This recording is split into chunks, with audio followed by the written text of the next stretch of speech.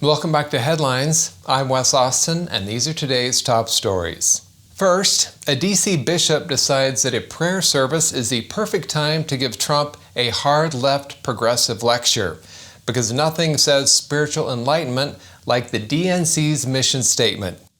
Then, The View calls Snoop Dogg a trained SEAL for performing at Trump's inauguration. Navarro was so upset she needed a safe space and a coloring book. Meanwhile, we had the World Economic Forum at Davos, and the German Chancellor had some thoughts on free speech for conservatives. We now know where Team Biden ended up. And finally, the Trump administration is putting DEI office workers on paid leave as all DEI gets the axe. Diversity officers on paid leave? Well, at least now they'll have more time to write those passive-aggressive Facebook posts about oppression. Let's dive in. Instead of seeking common ground, a Democratic bishop decided to target the president in a high-profile sermon. As part of a long-standing tradition, President Trump attended the National Prayer Service on Tuesday at the Washington National Cathedral. The service is centered around national unity and love. There are gay, lesbian, and transgender children in Democratic, Republican, and independent families. Some who fear for their lives. I'm confused. What part of the Bible is she quoting from? I'm going to have to slow down when I'm reading because I don't remember that part at all. I mean, I guess we all missed the part where Jesus was a hard left progressive and perhaps a member of the Squad. And the people who pick our crops and clean our office buildings, who labor in poultry farms and meat packing plants, who wash the dishes after we eat in restaurants and work the night shifts in hospitals, they may not be citizens or have the proper documentation. Bishop Budd claimed that the vast majority of people here illegally are not criminals. So those illegal crossings, fraudulent documents, and, breaking the law are just minor details. If working hard means that you're not a criminal, does that mean if I just show up at work and I try really hard to be a good employee, I can start robbing banks? When asked what he thought about the service, President Trump said this. What did you think of the service? What did you think? Did you like it? Did you find it exciting? Not too exciting, was it? I didn't think it was a good service, no. Thank you very much. Thank you, press. Thank you, press. They can do much better. Trump calling the service not too exciting is like saying a root canal is just a little uncomfortable.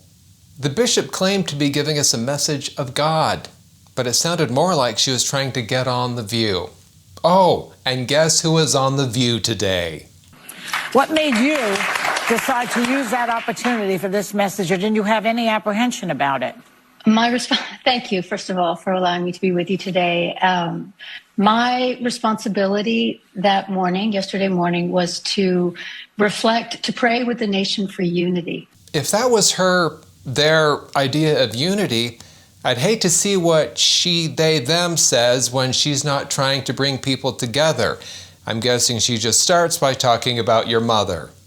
I'm starting to think that Bishop Budd may have just ended the tradition of the National Prayer Service that started back in 1933. The National Prayer Service folks should just be more honest about what they're planning and hold the service in Nancy Pelosi's living room. Snoop at Trump's inauguration caused a meltdown on The View. Snoop Dogg performed at the Trump inauguration, and Navarro from ABC's The View could not deal with it. She accused him of hypocrisy for supporting Trump after criticizing him in the past, and even called Snoop a trained SEAL.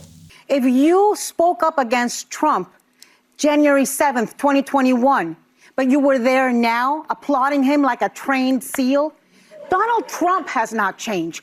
You've changed. Yeah.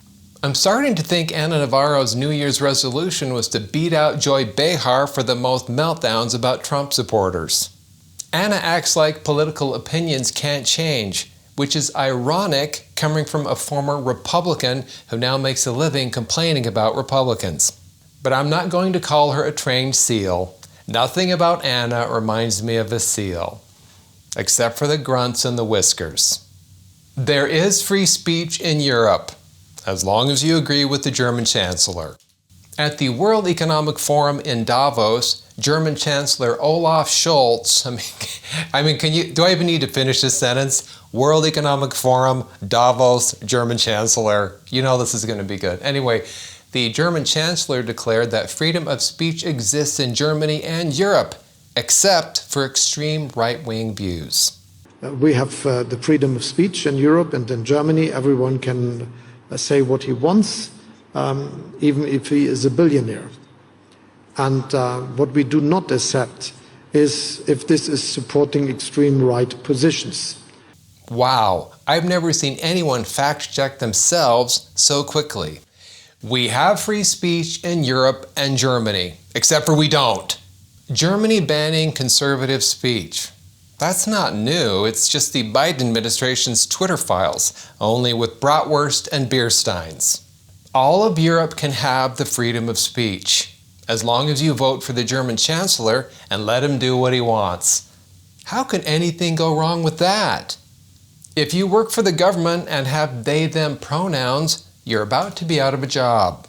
President Trump has ordered that all federal employees working on diversity, equity, and inclusion programs be placed on paid leave as the government works on shutting down all DEI offices. Finally, government employees will be doing the same thing on leave that they were doing at work. Nothing. You know it's bad when even the post office is like, wow, they're getting paid for that? The Office of Personnel Management sent out a memo to federal department heads informing them that DEI employees must be notified by 5 p.m. Wednesday that their leave is effective immediately.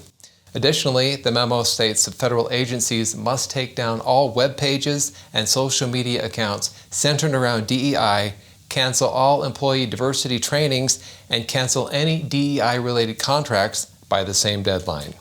The government will no longer be funding seminars on how to judge people based on the color of their skin, which means MSNBC just lost half its audience. In other news, LinkedIn has lost 90% of its self-righteous virtue signaling content. Thanks for watching Headlines. I'm Wes Austin. Good night.